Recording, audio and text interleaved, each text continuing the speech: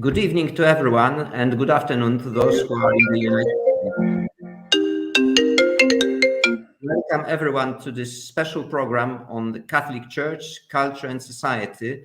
My name is Piotr Bednarski. I'm very happy to be with you, and today our interview today will be with Steve Mosher, the president of the Population Research Institute, an excellent expert on China. And I would like to welcome you, Steve. We are very happy and honored to have you with us. And we hope to learn much from you about China and the challenges which there are there for Christians, and also your views on the developments of this country. But before we start this meeting, I would like to make a few administrative announcements. This program is organized by lay Catholics from Poland and Switzerland, and also EWTN Poland. Here, the sponsors of this program, the Christian Center for Culture of Mary Our Queen, the Lay Catholics Association Przy Bądźcie Wierni, my channel Veritatis Splendor, and EWTN Polska. We would be very happy if you could make a like for us in the channels you see this program, and possibly subscribe if you wish. Thank you. And I will be hosting this program with my colleague Zbigniew Przybyłowski, who will be second interviewer.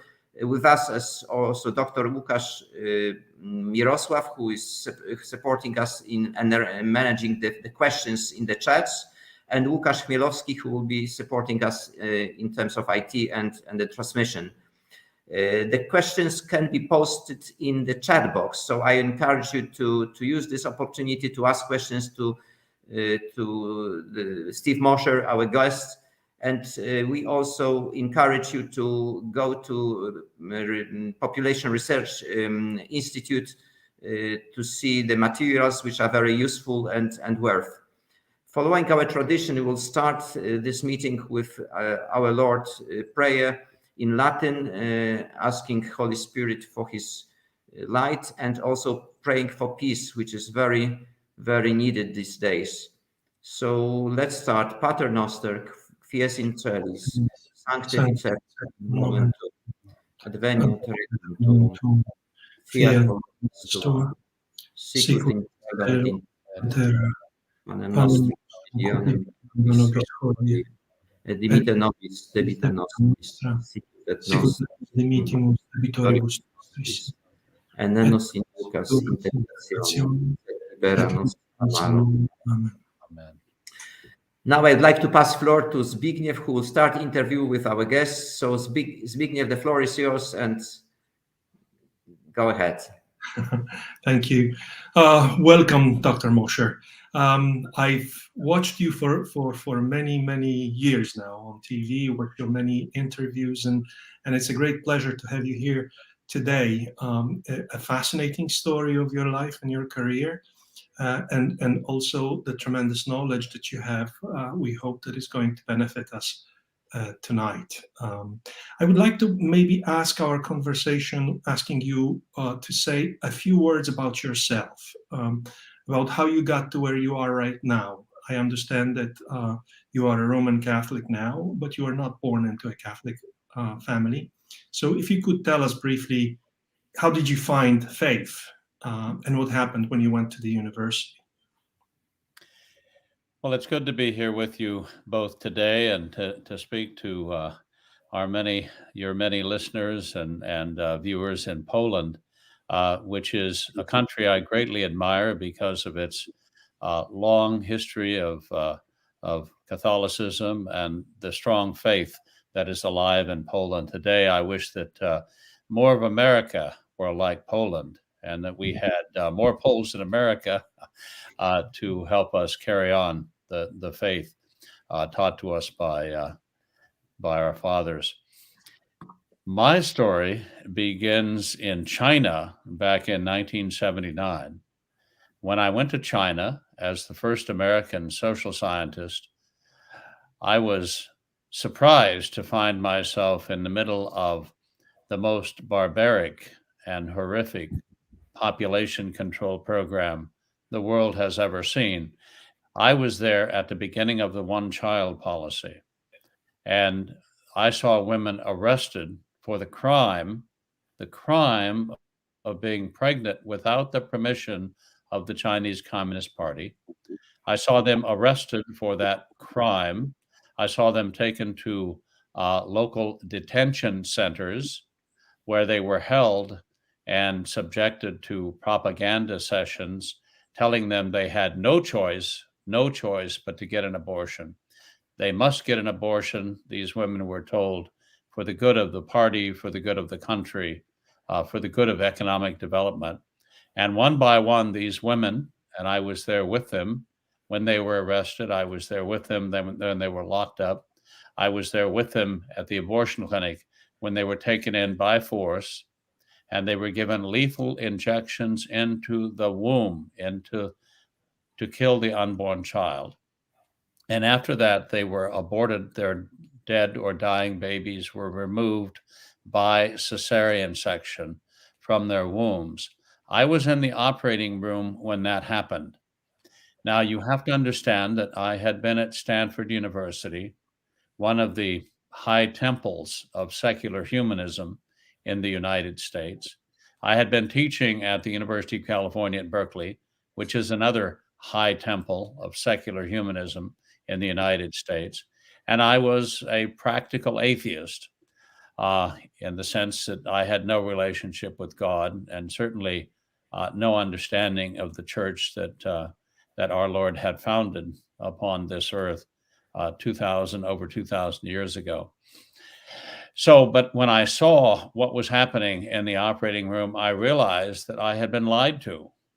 I realized that the professors, the colleagues of mine who said, morals are relative, ethics are situational, everything is shades of gray, there is no absolute evil, there is no absolute good. I realized that they had been lying because here was an absolute evil.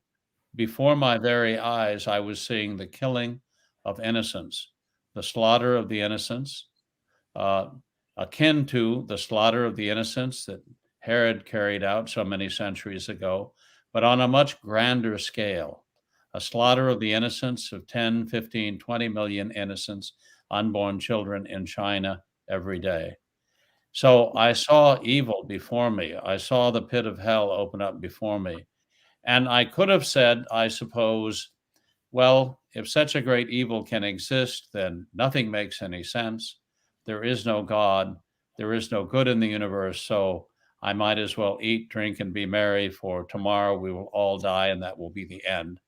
But I couldn't say that. Instead, I recoiled from the evil. I recoiled from the horror. I stepped back from the evil and began to seek the good. And if you seek the good, of course, you will be led to the source of all goodness, who is God. And I found myself several years later entering the Catholic Church. And I have to say at this point that I have always believed in the communion of saints. And I believe in it for a very personal reason. I believe that the innocent children whose deaths I witnessed in China and who I have been trying to help over the last 40 years by exposing the crimes of the Chinese Communist Party, by exposing the innocents who've been killed by the hundreds of millions. I've been trying to help them in a very weak human way. I believe they've been helping me before the throne of God, interceding for me in a very powerful supernatural way. So to those innocent children in China who were sacrificed, I believe that they have been helping me along the path. Was there a previous experience with Christianity in your life? I understand that you entered the Lutheran Church before going to the university. And I'm asking because one wonders how come some people in the face of such evil convert and seek the truth and seek the good, while others engage in committing the evil, committing the atrocities, and have no remorse. Was there a grace of God upon you, even though you were a non-practicing person? Well, I was briefly a Lutheran in high school when I was probably around 12 years old. A Lutheran church was built not far from where I lived. And the first thing they did, and it was the right thing they did, was they built a cross high into the sky before they began to construct the building. And I was drawn to the cross. But of course, the power of secular humanism, the power of the culture, the corrosive effect of especially higher education at places like Stanford University drew me away from that adolescent faith. And so by the time I arrived in China, 10 years later, after serving for 8 years in the US Navy in the Far East, by the time I arrived in China, I had lost whatever little faith that I had. And I do think that everyone in their life is given a choice. Obviously, that's what free will means in a practical sense. Every person in their life, whatever experiences they have had, whatever evil they have up to that point collaborated in, whatever sins they have committed, is given at least one opportunity, and I believe probably many opportunities, to be confronted with evil and to freely choose good or evil. As for myself, with the help of the prayers of many, including the prayers of those children who were being sacrificed before my eyes, I was able to be given the grace to choose good. But it was a free will choice. God never violates the gift of free will that he gave us. And I'm just grateful to him for helping me to choose the right path. I kind of think of it as a little child when his parents are leaning over him and he says, "Pick me up." The parents, before picking him up, want him to jump up, want him to go up on their tiptoes, want him to help with that task. They do the heavy lifting. God does the heavy lifting, but we have to reach our arms up to him and say, "Lord, pick me up. I'm ready to serve you. I'm ready to seek the good. I'm ready to join your church." Okay, and so you went to college as a Christian, and then during college you lost some of your faith. What is it about the universities in the States, but in other places as well, that is making so many people walk away from their faith? Is it a hostile environment to Christianity? Is it a hostile environment to faith in general?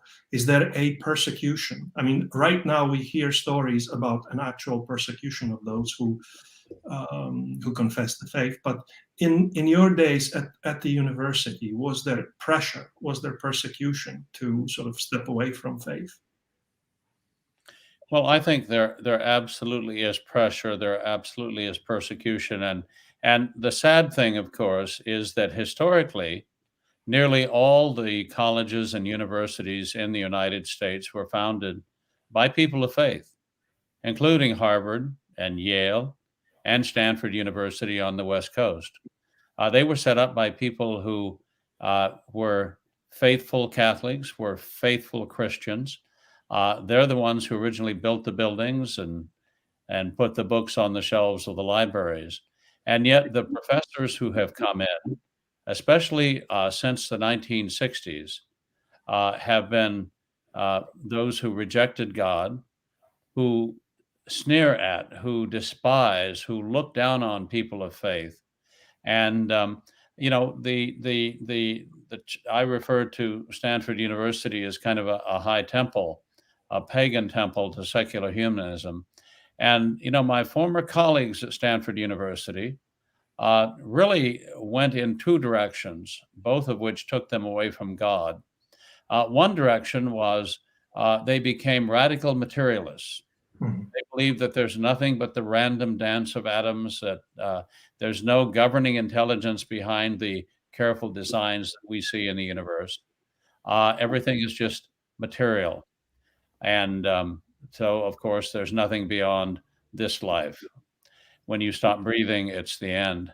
And then, of course, there are the other set of professors who, because they score high on intelligence tests, on IQ tests, kind of think of themselves as demigods, kind of think of themselves as being almost divine, and of being beyond what they regard as the mere superstitions of people who were less educated in the past. Both of them, of course, are terribly wrong. There is order and purpose in the universe. And you can see from cosmology, you can see from physics, you can see from chemistry, you can see from biology, the order that has been installed by the Creator at the beginning of time, which enables life to exist on planet Earth. So science, of course, is not in conflict with reason. Science, properly understood, supports faith. Reason supports faith. But many people, of course, in higher education now are not really scientists in the sense of being interested in finding the ultimate reason or purpose of things. They are more like highly trained technicians. They've mastered a very small part of a very large picture, and they literally cannot see the forest for the trees. And so they deny that the forest is there. They deny that God exists, that He's the fundamental purpose, the original motivating purpose for the universe and everything in it.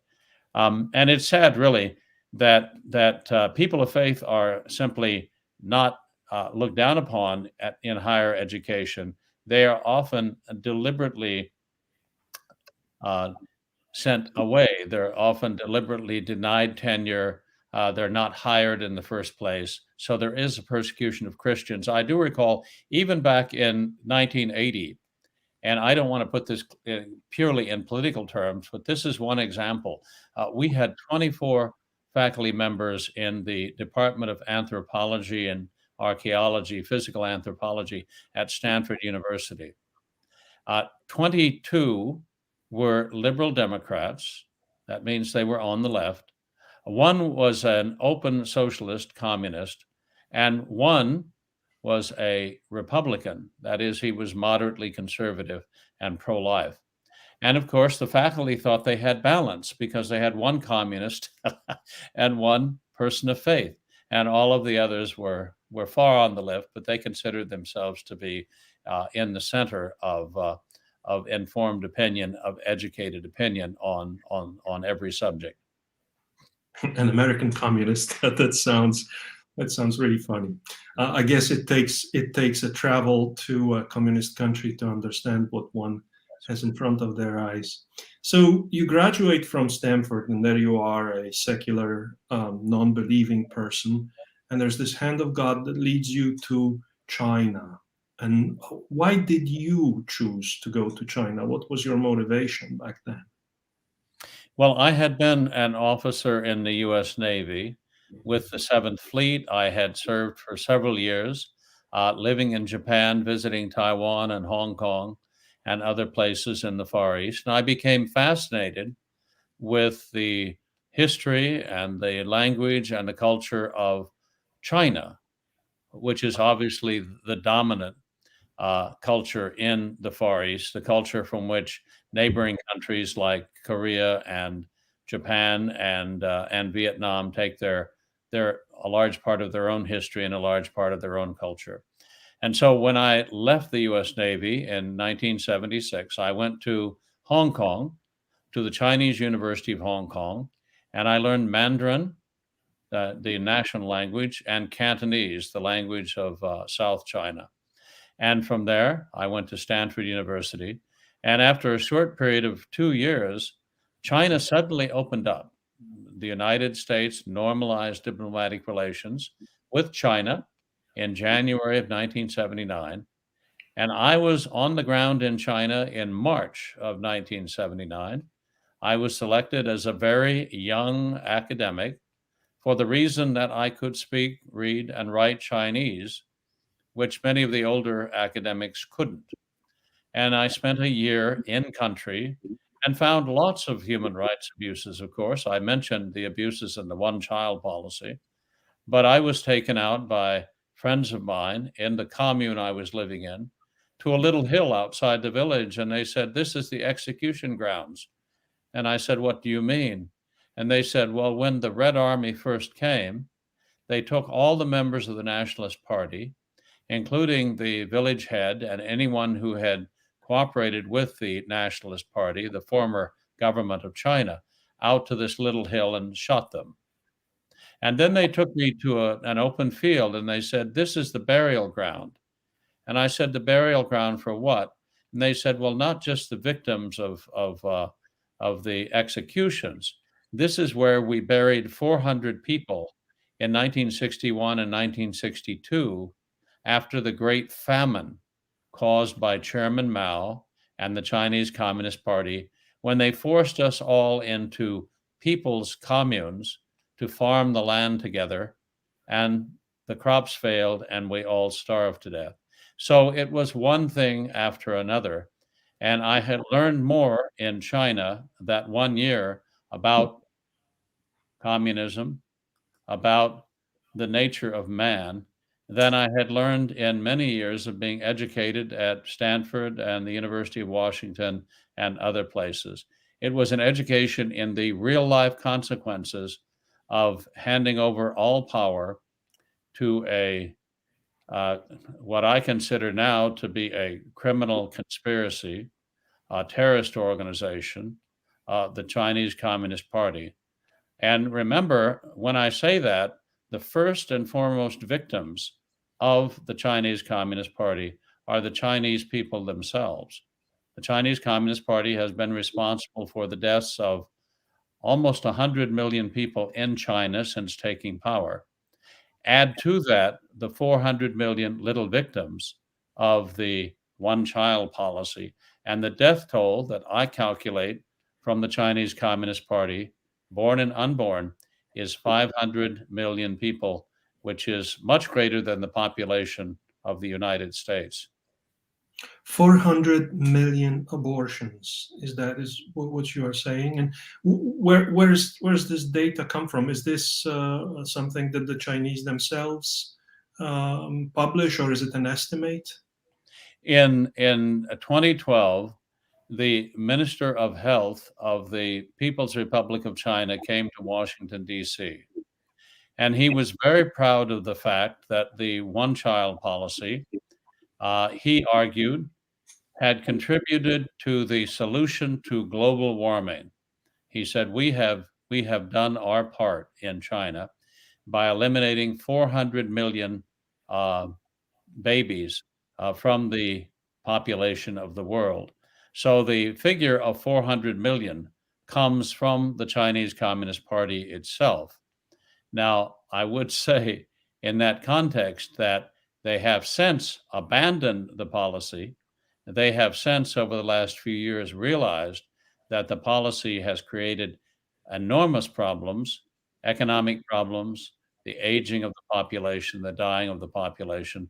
But it took them 35 years and 400 million deaths to understand that killing off the greatest resource on planet Earth, killing off human beings who, with their creative intelligence, make lives better for themselves and for others, by the hundreds of millions, has left China poor, not just economically, of course, but poor spiritually. It has destroyed the Chinese family. It has greatly damaged Chinese society. And of course, it has limited and handicapped China's economic prospects now for the next half century at least.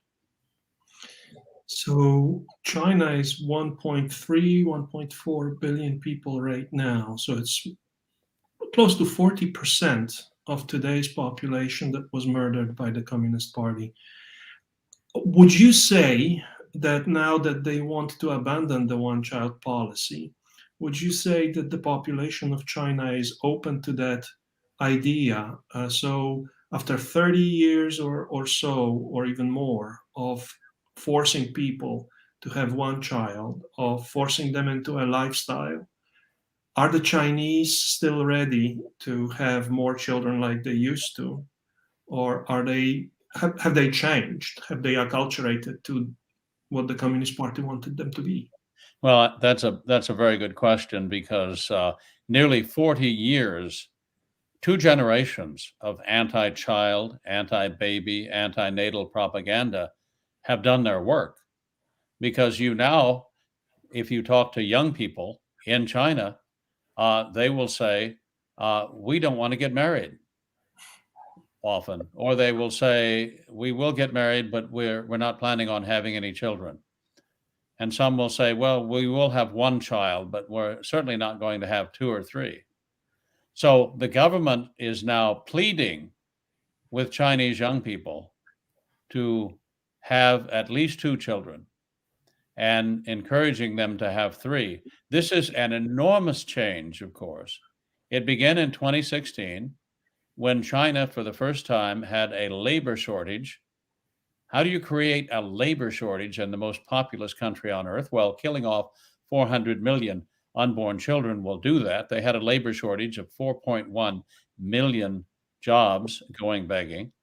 And so Xi Jinping, the Chinese Communist Party leadership, decided to allow the Chinese people to have 2 children. Nothing happened. The birth rate did not go up. They were expecting a baby boom. It didn't happen. The birth rate in China has continued to go down. And so last year, a little over a year ago, they said, all right, everyone is now free not to have just 2 children. You are now free to have 3 children. Again, we're not seeing a baby boom in China. We're seeing young women say, how can we possibly have 3 children? We're supporting our elderly parents. We're supporting several elderly grandparents. And now you want us to take care of 3 children, 2 or 3 children as well? That would be impossible, financially and emotionally impossible for us to take care of so many dependent young. At the same time, we're taking care of so many dependent elderly. You see, because what happened over the last 40 years was you have 2 generations of only children. And so you have many young couples today who are themselves only children and whose parents were only children as well. And that means that they're the sole caregivers for 4 elderly parents and maybe a couple of elderly grandparents. And it's an impossible situation created by the geniuses. I'm being sarcastic.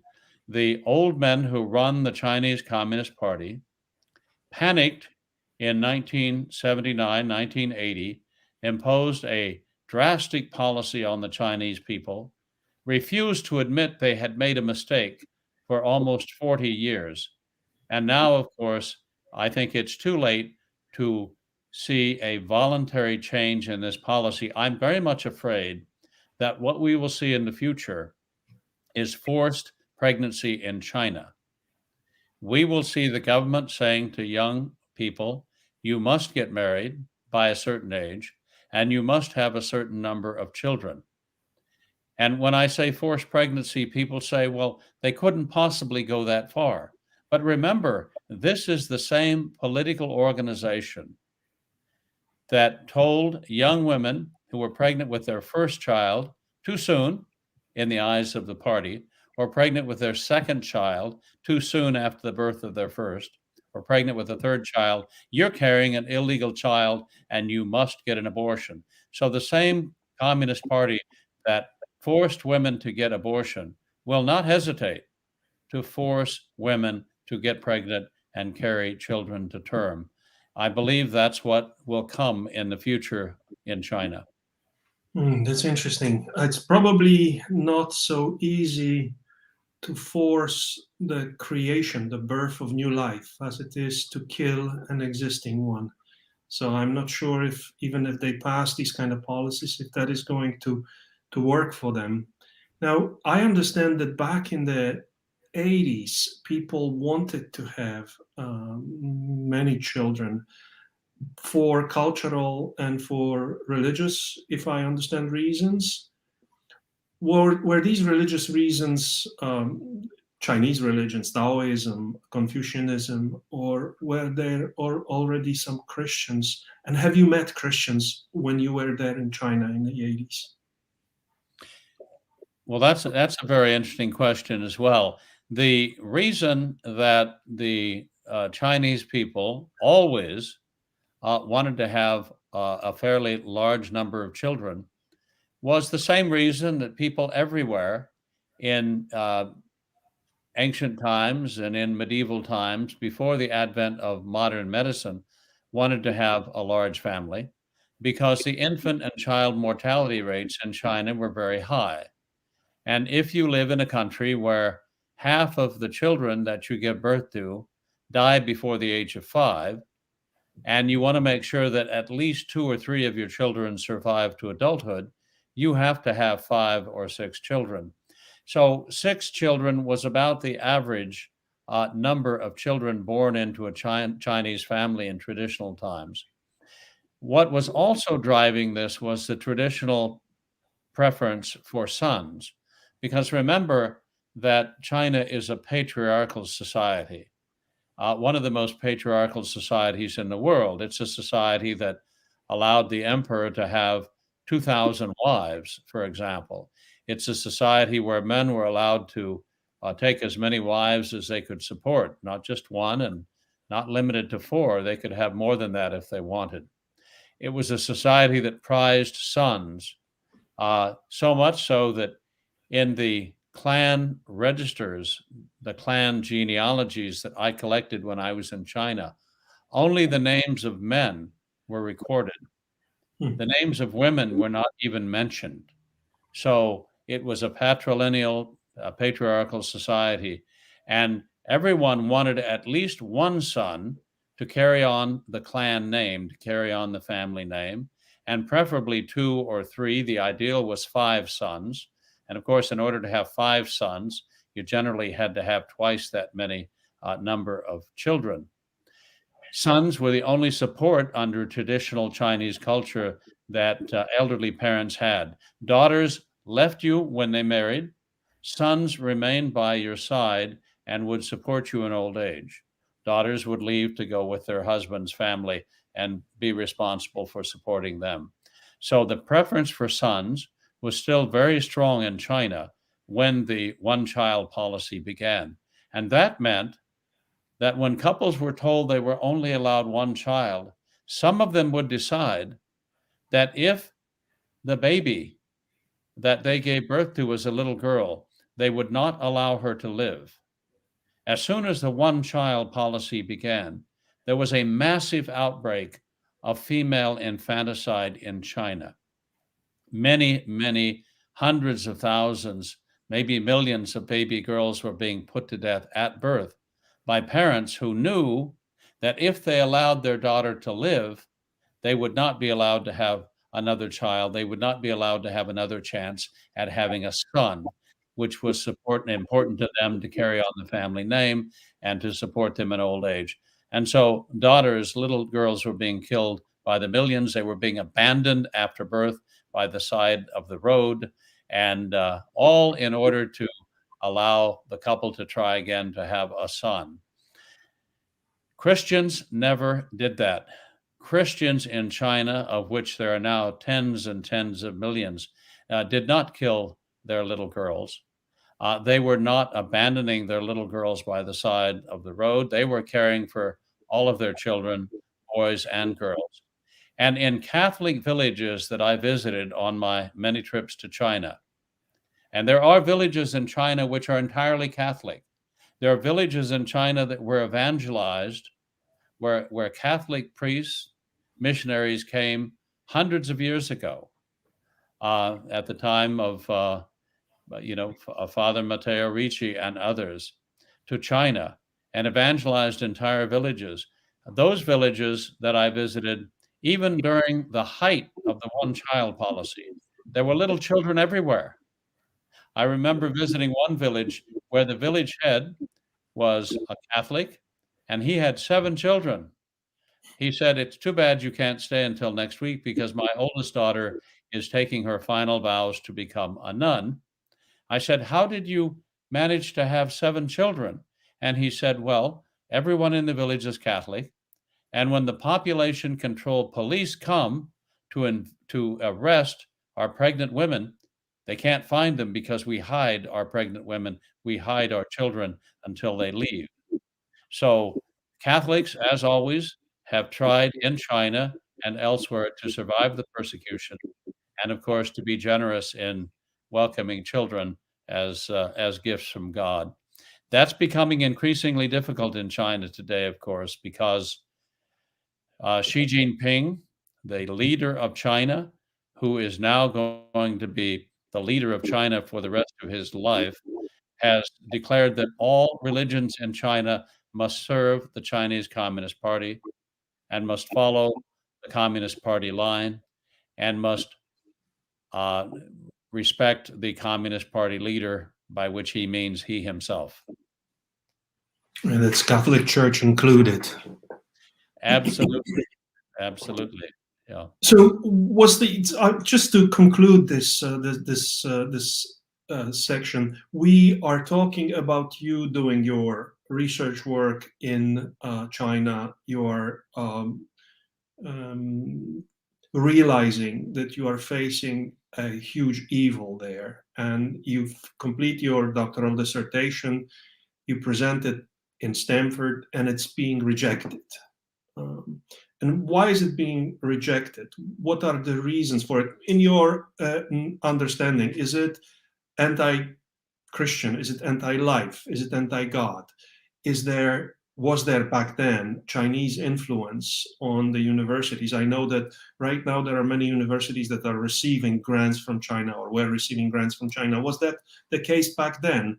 Or was it just that you wrote something that was not to the liking of the high church? Well, it's really all of the above, because first of all, after I began to write articles exposing the one-child policy and the forced abortions and forced sterilizations and forced contraception that was part of the one-child policy, the Chinese Communist Party declared that I had not been doing academic research in China, but that I was actually a spy. I was actually a spy for a foreign intelligence agency. And they also said to Stanford University and also to the White House, to the National Security Council of the White House, that unless I were severely punished was their word, that no American social scientists, no American academicians would be welcome in China in the future, and the scholarly exchange program between China and the United States would be ended. So these were very serious threats.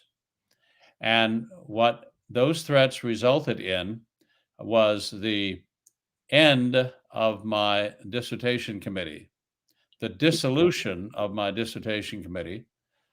Two of the three members resigned. And I asked them why. And one of the members of my dissertation committee said, well, I'm personally opposed to forced abortion in the final months of pregnancy, he said, but it's no worse than the Reagan administration denying federal funding to pay for abortions of American women. In other words, moral equivalence. He didn't really like forced abortions of women who are 9 months pregnant, about ready to give birth, but he said it's no worse than the Reagan administration refusing to use tax money collected from pro-life Americans to pay for the killing of unborn children in the United States. So he left. The next one that I went to talk to was actually quite honest. He said, I'm opposed to forced abortions. He said, but I want to go to China. And if I'm connected with you, I won't be able to go to China. And so he resigned from my committee. So I had no one, I had finished my dissertation, but no one in the anthropology department would read it. And therefore, it couldn't be accepted. I couldn't be given the PhD that I had earned. Now, I went on to publish the dissertation as a book called Broken Earth. It reached a lot more people. It was a bestseller. It reached a lot more people than a dissertation would have. But I've always thought that that I made the correct bargain, because I've always said to myself, what does it profit a man to gain his PhD and gain tenure at Stanford University and lose his immortal soul? I'd rather be a Catholic without a PhD and without tenure at Stanford than I would be someone who is lost and had a PhD. So I like that trade-off. I like that exchange. I came out the better for it. Okay.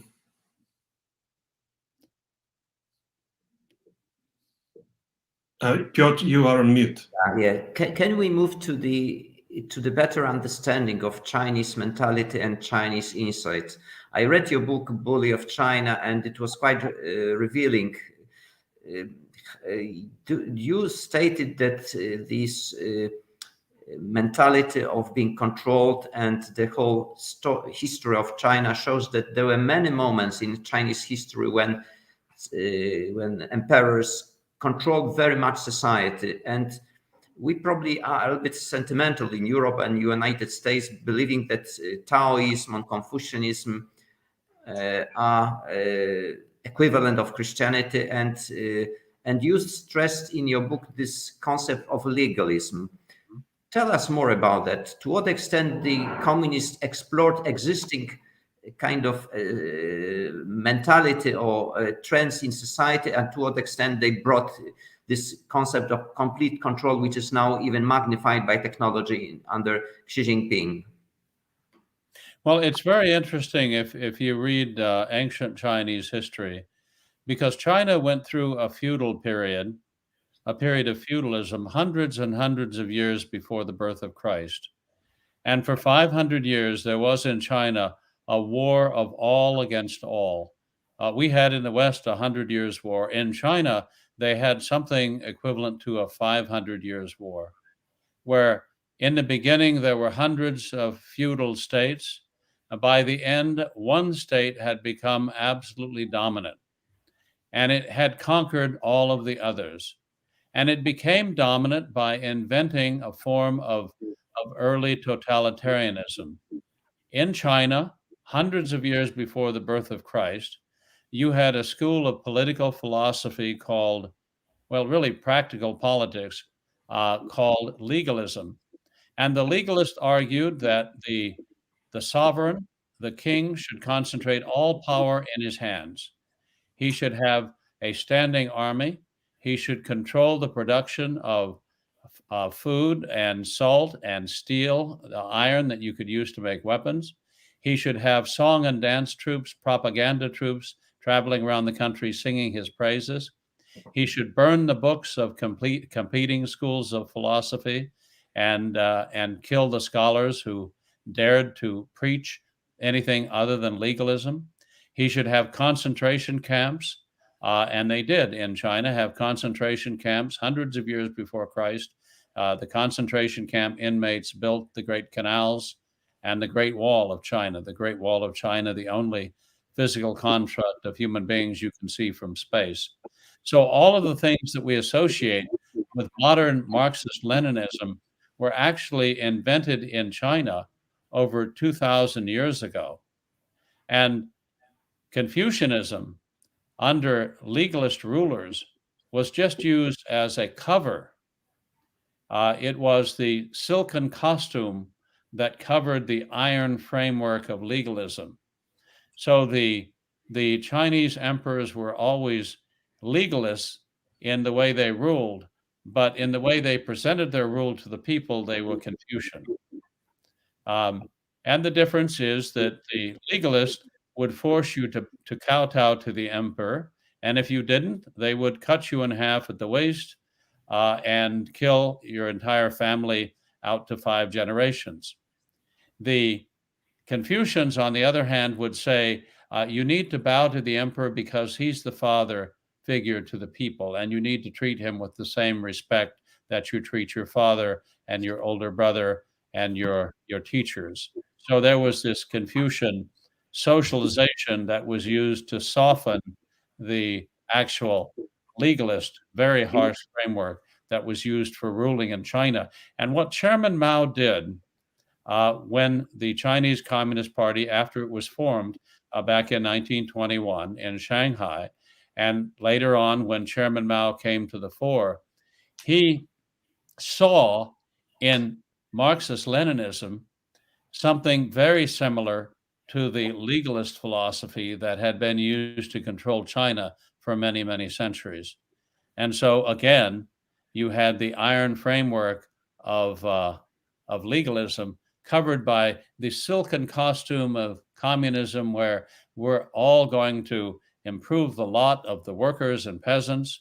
The party is going to serve the people. And one day the government will simply fade away and we will establish heaven on earth.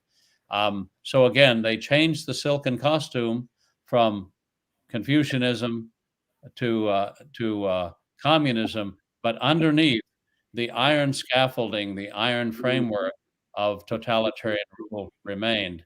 And it's very much enforced today. What we have now in China is the world's first high-tech totalitarian dictatorship.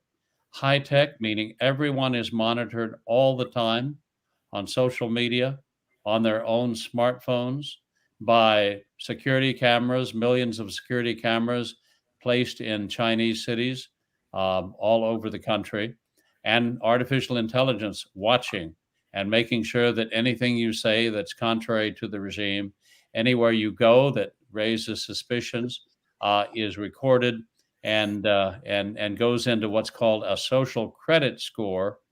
And if you have a high political credit score, then you get benefits from the government. If you have a low political credit score, that is, you said on social media something critical of Xi Jinping, then you cannot travel, you can't get a passport, you can't leave the country, you can't even fly on a plane within the country. There are all kinds of restrictions on you. In that situation you describe, we see a lot of commonalities with this ancient legalistic system or legalism and the current social scoring. Do you think that this is sustainable? Do you think that normal society can continue that way? I saw the demographic projections for China. There is a dramatic decline in number of population over the next couple of tens of years. We see already problems with men who cannot get women. You mentioned in one of your interview 20 or 30 million men do not have women, do not have wives, and won't have wives. This creates tensions. So how society like that can survive if it's is completely controlled, and additionally runs huge persecution in certain regions like Uyghurs in the western part of China or Tibet? How this can be sustainable over a longer period of time? Well, I do think I agree with the premise of the question that that communism, totalitarianism, the modern day version of Chinese legalism, is self-defeating over time because the excesses of the system always come back to undermine its stability and cause it to collapse over time. I mean, the Chinese empires lasted between dynasties lasted between 100 and 300 years before collapsing. I would point out, as a proud Catholic, that the institutional Catholic Church is the longest surviving human institution in the history of the world. That's because it's not merely human; it's divine, divinely inspired and supported by the Holy Spirit. But what we find in China today is a looming demographic collapse, because China's population is aging and dying very rapidly. I believe, having looked at the numbers, that China's population has been in absolute population decline for the last several years. That is, more people are dying in China than are being born. The government has not admitted that, but of course, the government never admits anything that makes it look bad. The second thing that's happening, which is kind of another self-limiting tendency, is that Xi Jinping and the leadership of the Chinese Communist Party are firm, committed believers in what they call socialism with Chinese characteristics. They want to bring all enterprise in China under the direct control of the Chinese Communist Party. That is, they want to turn everything into a state-owned enterprise. And we know that state-owned enterprises are dinosaurs. We know that state-owned enterprises in China are all running in the red. They're all losing money. They're instruments primarily of political control. They're economically very inefficient. And so the more enterprises you take away from the private sector by killing billionaires, by forcing the companies to serve the interests of the Chinese Communist Party instead of the interests of investors, the more you handicap the economy. So that's strike two. And strike three is the fact that the Chinese Communist Party is behaving so aggressively towards the rest of the world that anti-Chinese Communist Party sentiment is growing very, very rapidly in Japan, in the United States, in Canada, in Australia. You find 80 to 90% of the people saying that China is a threat to their countries and to the world. And I think that translates into the gradual death of China's export-centered economy. The export sector of the economy in China is the only one that makes any money. The domestic sector of the economy doesn't. It's running at a deficit. And so if the world begins to shift production away from China to other countries like the Philippines or India, Mexico, back to Europe, to Poland, to other countries, then China's export sector will begin to decline, and with it, China's economy as a whole. So I think that the demography and politics and economic trends are all working against the long-term survival of the Chinese Communist Party. There are many people in China who would like to see the end of the Chinese Communist Party. I believe, in talking to thousands and thousands of Chinese over the years, that if there were free elections held in China, the Chinese Communist Party would not possibly win them. Of course, no Communist Party has ever won a truly free and fair election anywhere in the world, and certainly the Communist Party of China could not win such an election. So the eventual collapse of the Chinese Communist Party will happen. But this is a party that is willing to shoot down people in the capital city of their country, in the main square before the Great Hall of the People. They did that in June 4th of 1989 with the Tiananmen Massacre. They ran over people with tanks. They shot unarmed student demonstrators down in the streets of the capital city, killing thousands upon thousands. So this is a government that's willing to do anything to stay in power. Xi Jinping is no Gorbachev. Mm-hmm. That's very interesting what you say. I just got one or two questions related to this emergence of communists in China, because as we look at the history, usually communism emerges when there is a social injustice, when there is a collapse of certain order in society, and people got so frustrated they go for some new alternative approach. Could you comment on this one? And the second, what kind of errors West world committed while investing in China, while opening to China? What are our sins as the West, as Christian society? Well, the reason that the Chinese Communist Party was able to take power in China is because of the Japanese invasion during World War II. It's very clear that the Nationalist Party, which was headed by a committed Christian by the name of Chiang Kai-shek, I've read his diary. He often spoke of prayer and had Bible quotations in the diary that he wrote only for himself. He didn't write it for posterity. He didn't write it for political gain. It's very clear that the Communist Party was very close to being extinguished in the 1930s by the Nationalist Party. And then the Japanese, who were in control of Manchuria, which is the northernmost part of China, launched a war against the rest of China. And the Nationalist Army, the Nationalist Party, was forced to commit all of its resources and all of its armed forces into fighting the Japanese invaders, thus giving the Chinese Communist Party many, many years to develop base areas, to increase the number of people under its control and the size of its army. It was also getting regular support from the Soviet Union through the Comintern. There were regular huge amounts of money sent by Stalin to Mao Zedong and the Chinese Communist Party in the 1940s.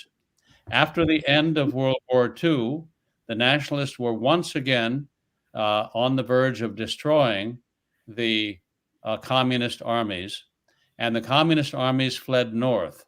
They fled to the border with the Soviet Union, and they were rearmed and trained and given modern weapons by the Soviet Union at the same time that in the United States, the liberals in the Truman administration wanted to negotiate an end to the Chinese Civil War and forced Chiang Kai-shek to stop fighting for 18 months. During those 18 months, the Red Army was trained and equipped by the Russians, and of course, when the fighting resumed, that newly equipped and trained army was able to conquer all of China. I will tell you that in 1972, when the then Japanese Prime Minister Tanaka came to Beijing, the first thing he did was he apologized to Chairman Mao for the Japanese invasion of China in World War II. And Mao Zedong laughed and said, "Don't apologize. If it had not been for your invasion, we would not have been able to win the Civil War." And the errors committed by the West, investing huge amount of money, sharing technology, accepting hundreds of thousands of Chinese students in university. Do this opening have some negative unintended side effects? Because we hear that nowadays it's very difficult to expatriate any profit from China. All the enterprises foreign has to be in the form of joint ventures, which in practice means that you're under control of China. Could you shed light a little bit about this dependence of production of many economy of Europe and US on China? A good example are solar photovoltaic planes, which are 95% produced in China. So we are much dependent on green energy from China. A few comments on that would be helpful.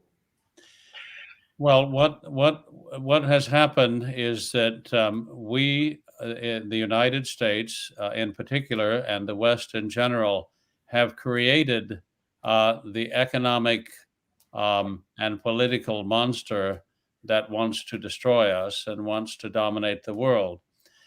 And I will say, in the interest of candor, that back in the 1980s, I was one of those who believed that if we opened our markets to Chinese-made goods, if we allowed Chinese students by the hundreds of thousands to come to the United States and learn modern science and technology, at the same time, that cross-fertilization would enable democratic ideas to percolate inside of China, that the virus of democracy would infect the public in China, and the rise of a middle class with economic development would lead to that middle class demanding respect for human rights, demanding an end to corruption and excessive bureaucratization, demanding an end to one-party rule. I thought that in the 1980s. That dream died on Tiananmen Square on June 4th of 1989. People may remember that those students who were killed not just in Beijing, but in Guangdong and Chengdu and Shanghai, other Chinese cities. There were demonstrations everywhere. Many of them were carrying signs with quotations from Abraham Lincoln and Thomas Jefferson and George Washington. They had been influenced by the West. They wanted a more open and free society. They wanted movement towards democracy. They were met by deadly force, and many of them were killed. So it was clear to me at that point in time that China was not, that you could not effect the kind of change that we were hoping for in China by opening our markets, by providing trillions of dollars in economic investments, by handing over cutting edge technology, that we were only succeeding in strengthening the hand and strengthening the military and strengthening the control of the Chinese Communist Party over the Chinese people. But many people in the West, many people in the United States disagreed. We allowed in 1999 China to come into the World Trade Organization as a developing country. As a developing country, it was entitled to all kinds of special privileges. And of course, the end result 20 years later has been to create the second largest economy in the world, largely because of, as I mentioned, the export sector of the Chinese economy. And it is unfair to expect Western workers who can organize into labor unions, who can strike for higher wages, who are free to demand concessions from their employers. It's unfair to expect free people to compete with what are slave laborers, what are serf laborers in China. Chinese workers are not free to organize into labor unions and aren't free to strike for higher wages. When they protest their working conditions, they are met again with deadly police force. So it's a captive labor force. It is literally in places like Xinjiang, where the Uyghurs live, it is a slave labor force. And free people cannot compete with slave labor. We finally in 2016, with the election of Donald Trump, began to realize and take action against the threat from the bully of Asia, the threat from China, and we imposed tariffs on Chinese goods. We stopped the transfer of technology. Now we passed a new law forbidding the export of high-tech chips, computer chips to China. But you're perfectly correct. When we talk about something like solar panels, 95% of the solar panels are made in China. And many of them are manufactured in facilities in Xinjiang that literally use slave labor. Now, the manufacturing process of solar panels is very energy intensive. It's very labor intensive. It involves the potential ecological damage because it uses a lot of minerals that are not common. It involves a lot of problems all by itself. But China can outcompete the world because it does not worry about mistreating workers. It does not worry about despoiling the environment. It only worries about making a profit for the communist officials who run the factories, and all of whom, I will say almost without exception, all of whom are corrupt. Communist Party, again, is a corrupt enterprise, and it breeds corruption. Don't you think that the Xi Jinping made a major shift towards absorbing technocrats, people who are well educated with technical skills into the party? Because if we've got now 90 million apparatchiks in Communist Party of China, so it means more or less one apparatchik, one communist for 150 people of China population. So it's a kind of you name it, parasites in the society. Don't you think that this can prolong the life of this ineffective but oppressive system? Because technology came to the game and people are better educated, so will be more efficient in disciplining the whole society. Well, it is true that if you want to be successful in China today, you must be a member of the Chinese Communist Party. And the last time I checked, there were 94 million members of the Chinese Communist Party, which means that out of a population of 1.4 billion, about 1 in every 15 people are members of the Chinese Communist Party.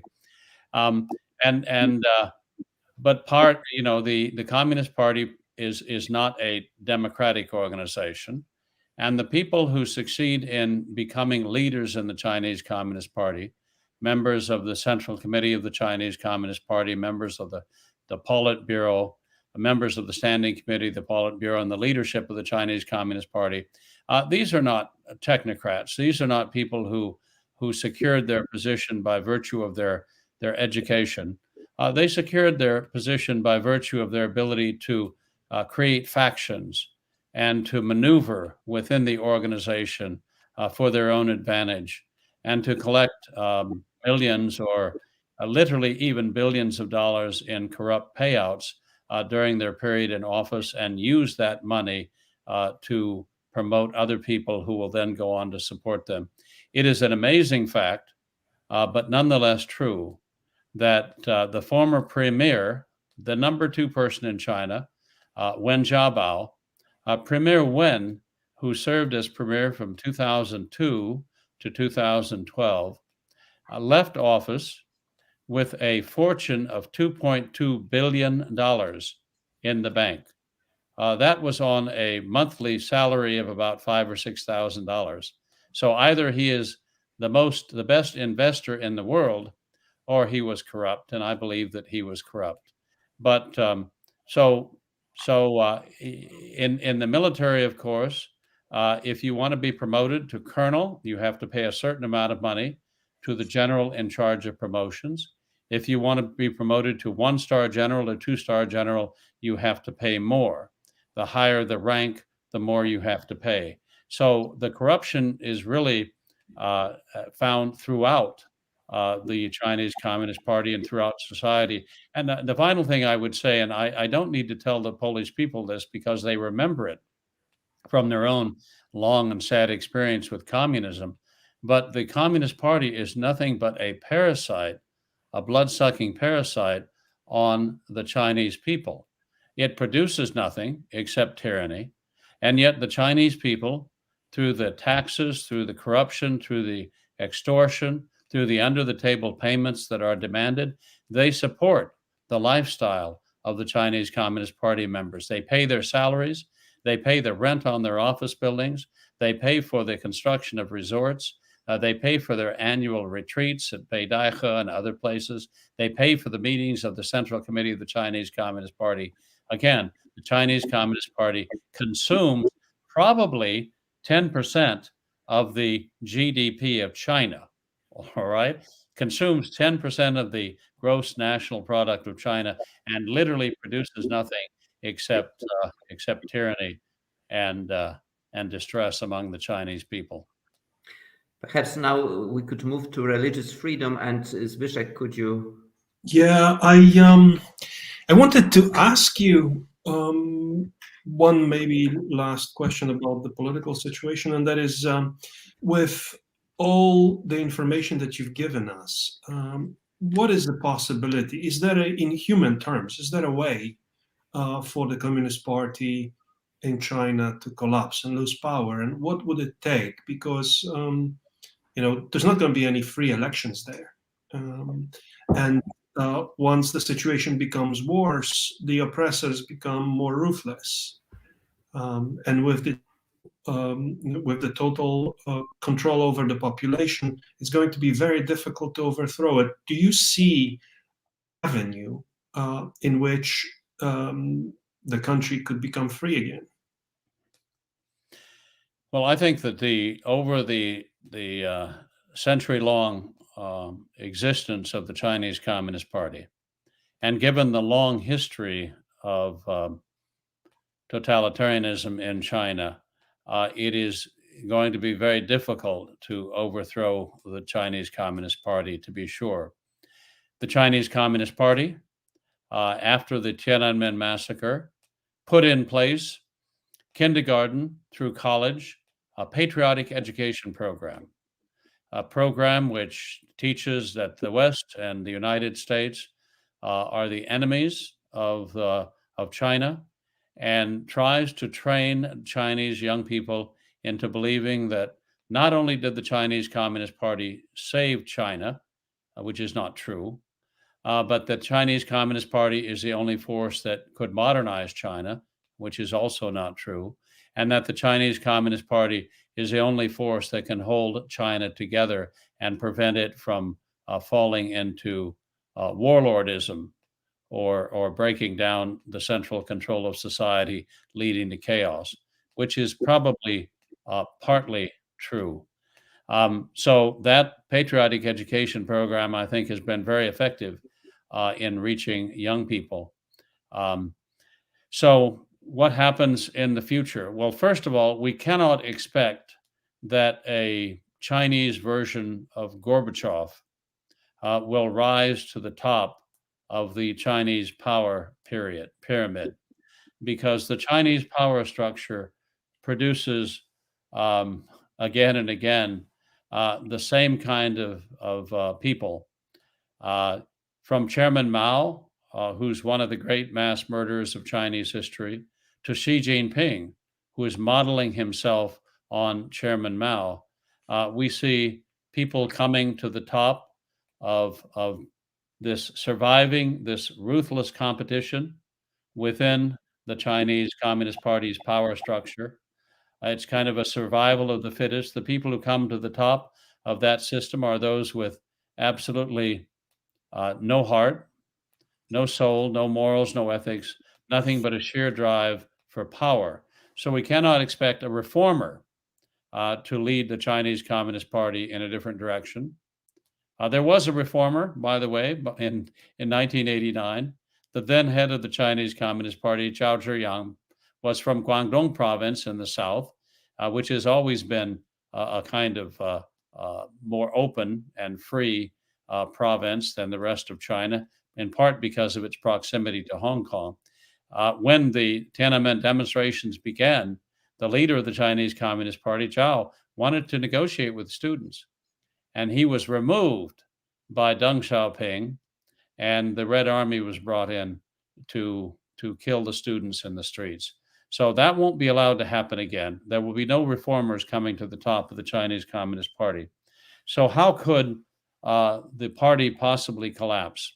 Well, we talked about the internal contradictions, the demographic contradictions, the economic contradictions, the increasing decoupling of the world from the Chinese economy, which will, of course, leave the Chinese people poor. I think that one scenario would be if China attempts an invasion of Taiwan. I think that could go very, very badly for the leadership of the Chinese Communist Party. There is a movement within China. There are many people within China who would like to see the central government broken up and a return to provincial rule, that Guangdong would be a separate country, Fujian would be a separate country, the lower Yangtze Delta, the three provinces there, a separate country, Manchuria, a separate country. That sort of devolution of power to the provinces would be another scenario. But make no mistake, the Chinese Communist Party is doing everything it can to tighten control over the Chinese people from cradle to grave fashion. There are actually a requirement now for everybody in China to put a Xi Jinping app on their cell phone, and every day to read a section of or a speech from communist leader Xi Jinping, and then to answer questions on it. So this is daily brainwashing. This is daily propagandizing of the Chinese people.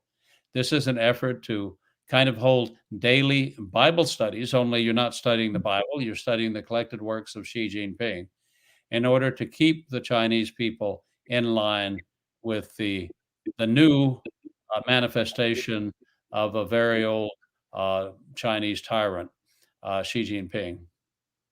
So I understand that there is a possibility for people to have more babies if they convert to Catholicism. As you said, Catholic villages had a great number of children.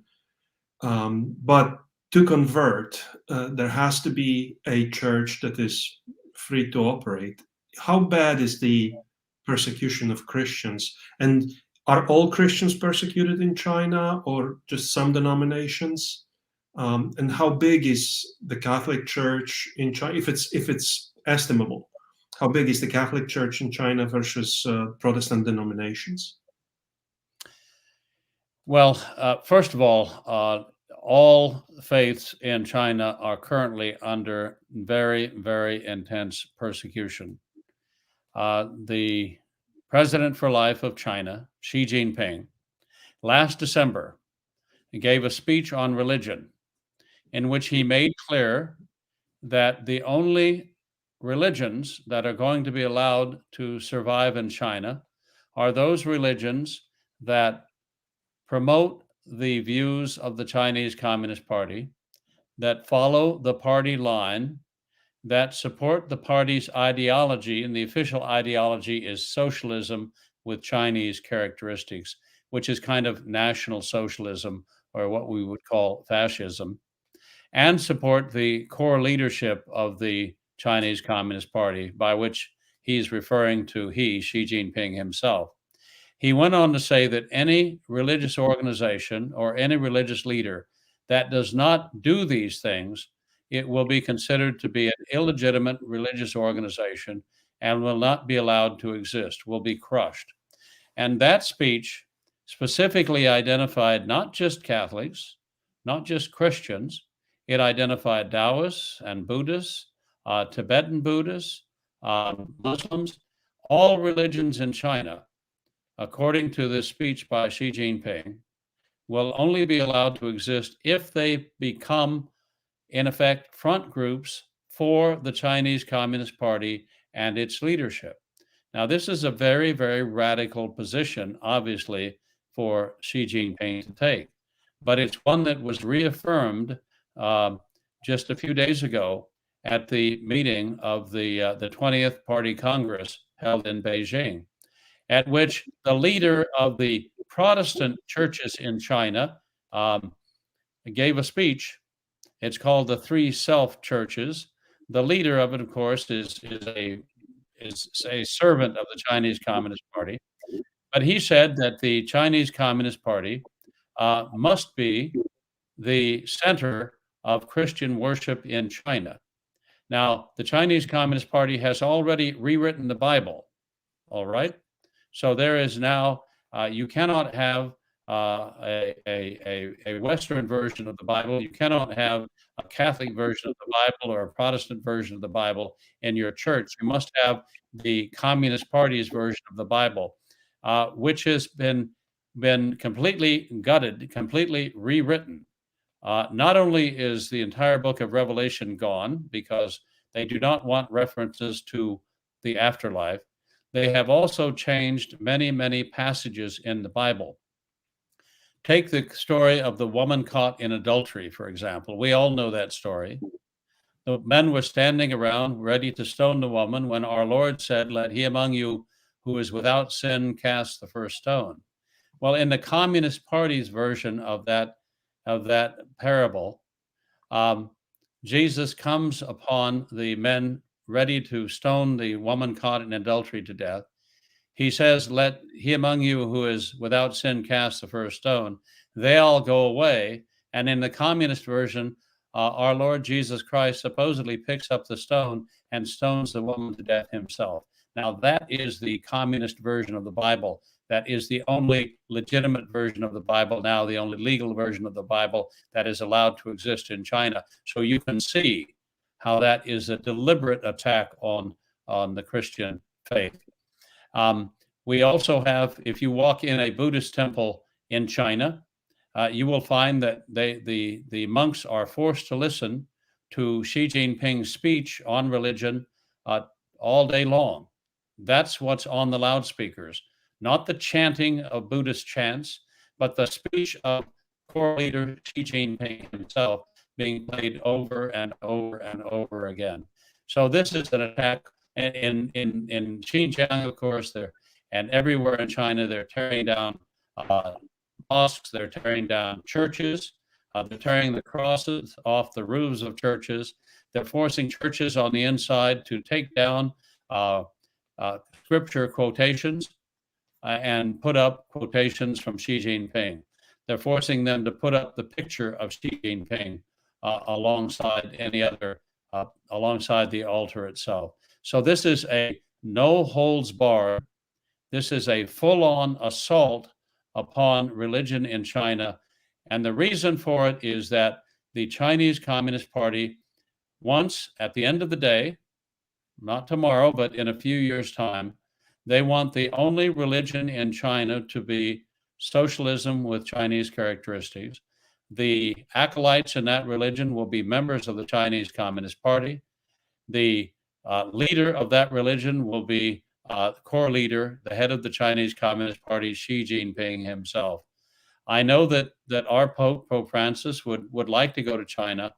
I'm not sure that Xi Jinping will ever invite Pope Francis or any pope to China, because in a very real sense, he's trying to create a religion himself, and he considers himself to be the Pope of China. He considers himself to be the religious leader of China.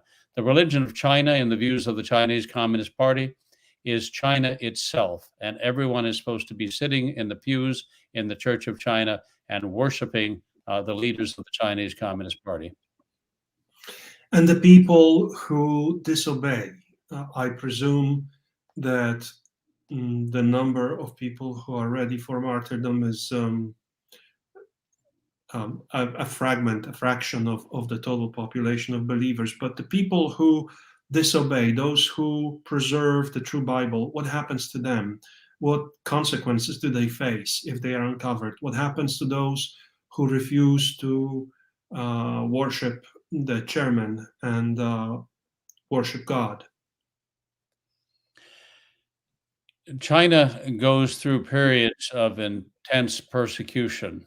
The Chinese believers do. They went through a period of intense persecution early on when the Communist Party first took power in China. Many were arrested, tortured, and killed. All of the foreign missionaries were sent out of China. By 1958, it was clear to then Chairman Mao that he was not going to be able to, unless he wanted to literally imprison or execute every believer in China, he was not going to be able to eliminate the Catholic faith from China or Christianity from China. And so he adopted a different approach. He set up the Patriotic Catholic Church. For Catholics, he set up the Three Self-Church for Protestants.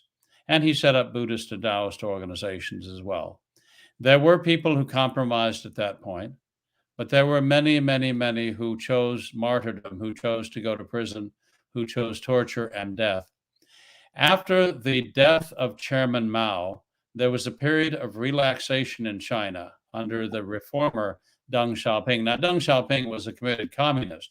He was the one who killed students in Tiananmen Square in 1989, but he wanted China to advance economically.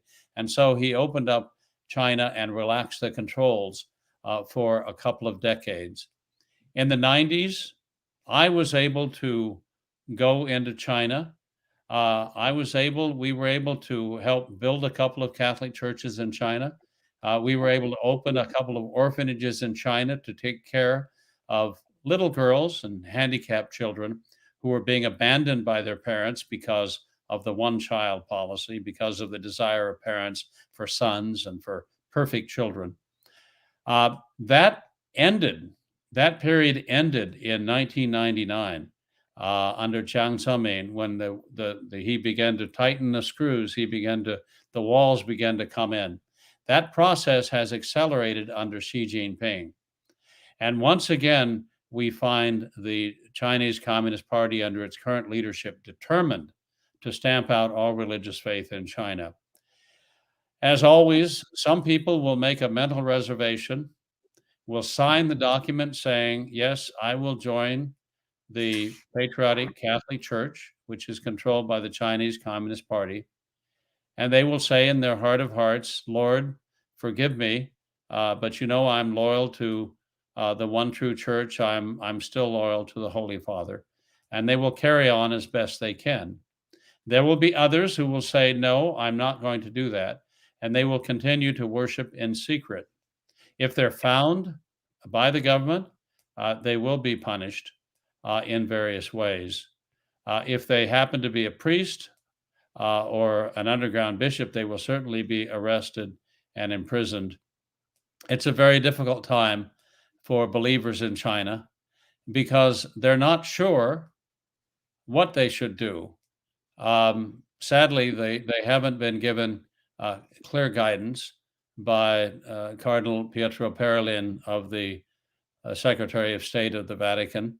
I met with Cardinal Parolin. I talked to him for an hour about the persecution of the church and about the intensifying desire of the Chinese Communist Party to co-opt and control all religious organizations in China and use them for their own purpose. I think we should all be offering up heartfelt prayers and sacrifices for our co-religionists in China who are enduring a very difficult persecution at the present time, which is likely to get worse before it gets better. Now, the Vatican has signed a secret agreement with the Chinese government, and it required that the Chinese faithful Catholics become obedient to this patriotic church. By the way, we used to have that in the 40s in Poland as well, under the Stalinist rule. And what is the motivation of it, and what is the outcome of it? So I understand that the Pope would like to visit China, but are there any good fruits to be expected from that trip? And what is the outcome? What is the fate of the people, the Catholics, who have to obey their shepherds? Well, first of all, let's start with Pope Francis, who I believe quite properly would like to visit China in the hope that his visit would help to bring some light and some hope to the faithful in China, and perhaps even spread the faith beyond the number of current believers.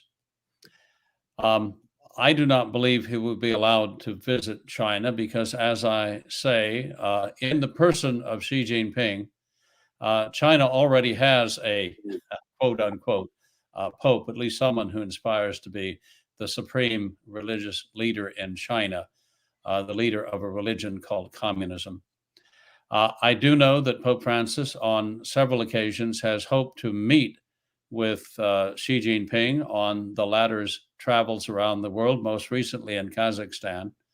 Before that in Rome, when Xi was in Rome, and both times the communist side has said no to a meeting.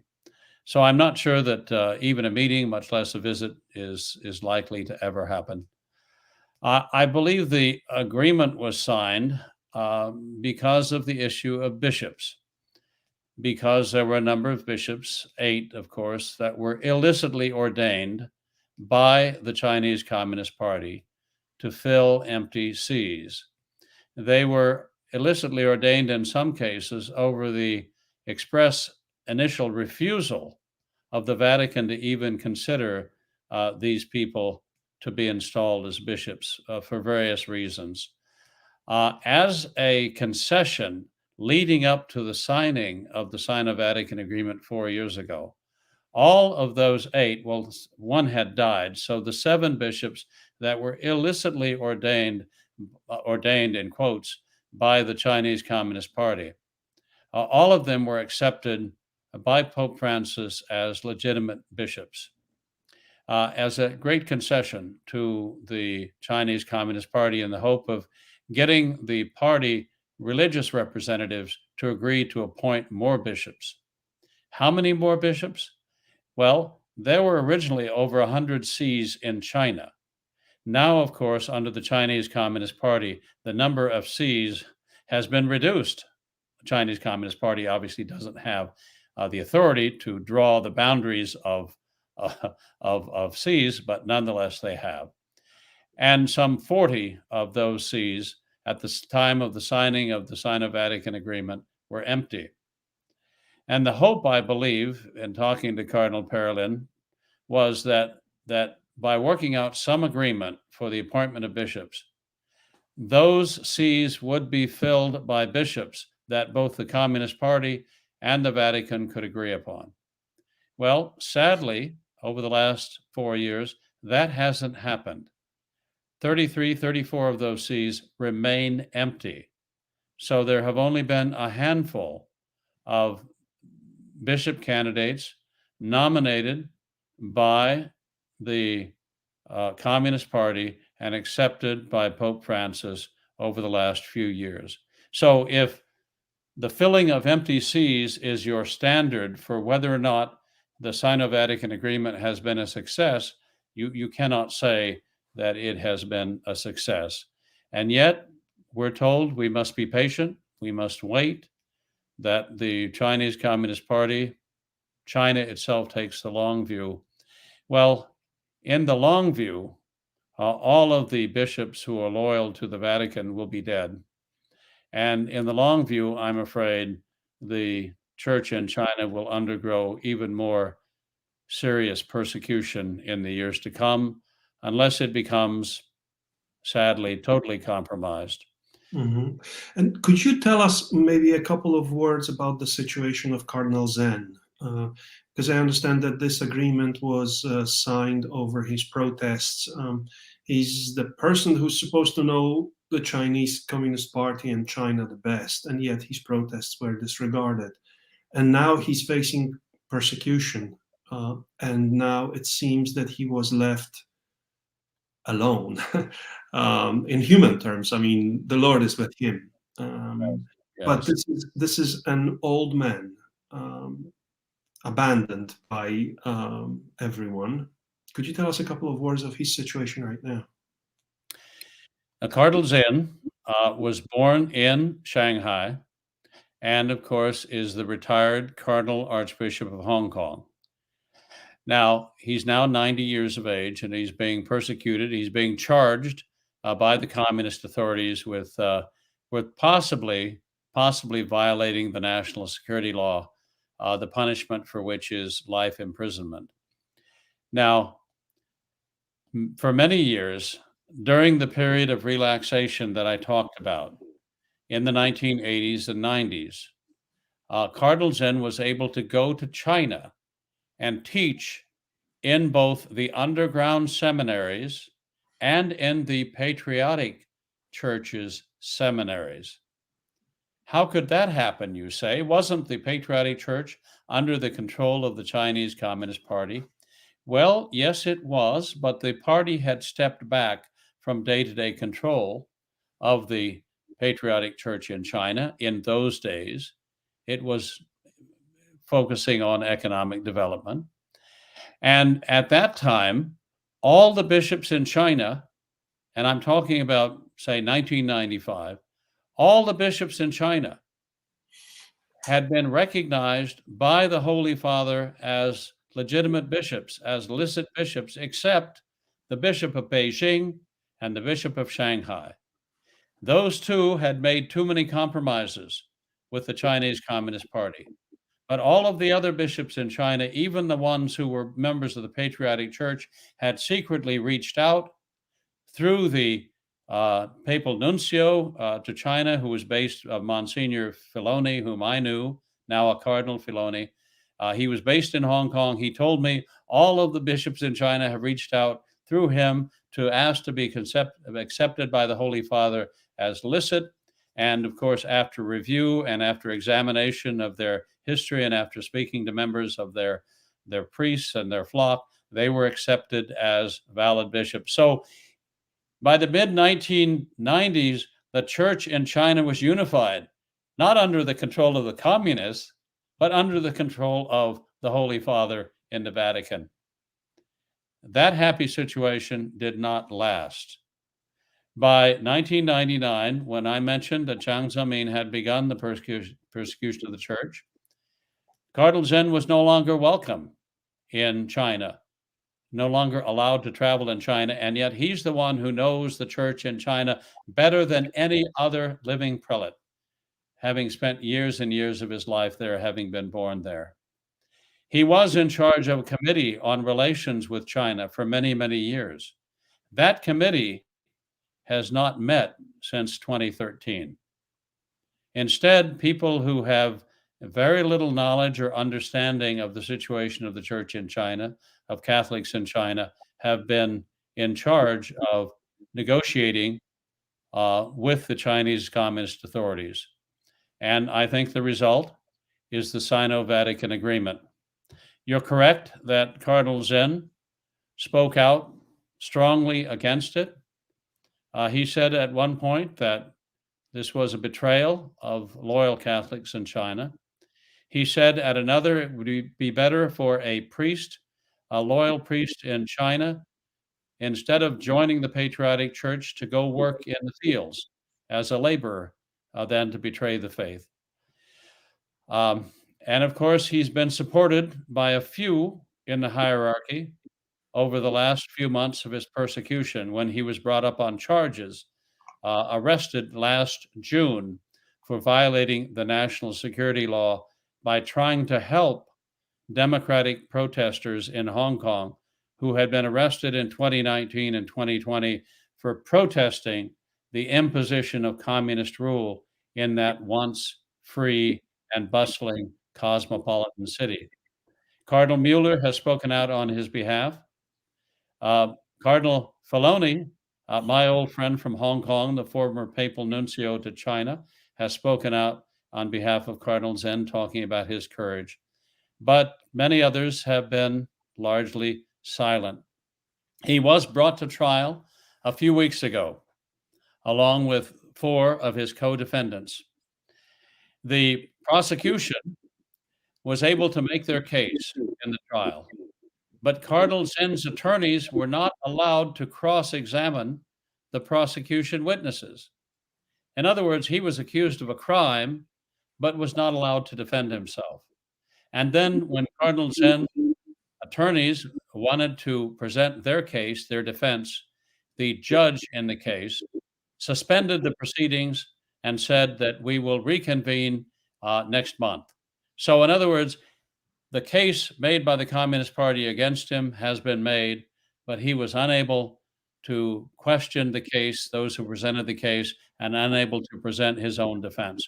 That is the state of the law in communist-controlled Hong Kong today. In other words, the rule of law no longer exists. So Cardinal Zen is a martyr. He's a living martyr for the faith. I know him. I've met him. I interviewed him for EWTN back 20 years ago, in fact. And so in my view, he's a hero of the faith. He's a martyr of the faith. And I pray that he doesn't die in prison, but I know that he's prepared to do so. Steve, we are running out of time. Your last reflection to Poles and those who watch us, there are also people from other countries. A few final reflection, and we'll finish this show. Could you share some insights from your sides? Well, I am grateful to God for giving me the grace of being able to convert to the Catholic faith, which of course is the one true faith based on scripture and tradition. I read my way into the Catholic Church. It was for me a matter of the head as well as the heart. My heart was moved by the death of children in China. My head was moved by reading not just the Gospels, but of course, St. Thomas Aquinas and St. Augustine and the other great thinkers who have contributed to our understanding of the relationship, the answer really to the big questions, right? What is God? What is man? What is the state? And so I'm happy to be one with you, my brothers and sisters in Christ in Poland and in other countries. And I pray that one day we may all have the good fortune to meet in person on the other side of this veil. Thank you very much. That's very future forward-looking wishes, and we wish you also God blessing of God and also success in your work which you are doing in the Population Research Institute and for your family. And thanks for the meeting, and also thanks to our audience for attendance and questions. One last question we should also give chance to someone who asked: do you plan to publish any book on these themes you mentioned? Because you publish quite a bit. There's one book already translated into Polish, Hegemon. Mm-hmm. Do you plan also to publish any other book? And that would be last question, and we'll finish. Well, since leaving China, I've written or edited 12 or 13 books, and I'm writing another book right now on the devil and Chairman Mao, which is a very interesting study. But I hope that more of my books can be translated into Polish. Maybe someone listening would like to attempt that, and I'd be happy to work with them on that front. I will say also, in conclusion, that I have fought against the one-child policy, against the idea that the planet cannot hold the people who live on it for the last 40 years. I believe that God created planet Earth as a cornucopia of riches that would be unlocked by our creative intelligence over time, and that as our needs and numbers grew, our well-being would grow as well, because we would be able to help each other and take better care of each other. And I think that's been the whole history of mankind. So don't let anyone tell you that Poland is overpopulated. We need more Polish babies. And don't let anyone tell you that the world is overpopulated, because there's plenty of room on God's green earth for all of us. And we know there's plenty of room in heaven, because our Lord Jesus Christ told us that there are many mansions in my Father's house. And I believe that it's our job as Catholics to fill those mansions. Thank you very much, and good night. Thank you. Thank you.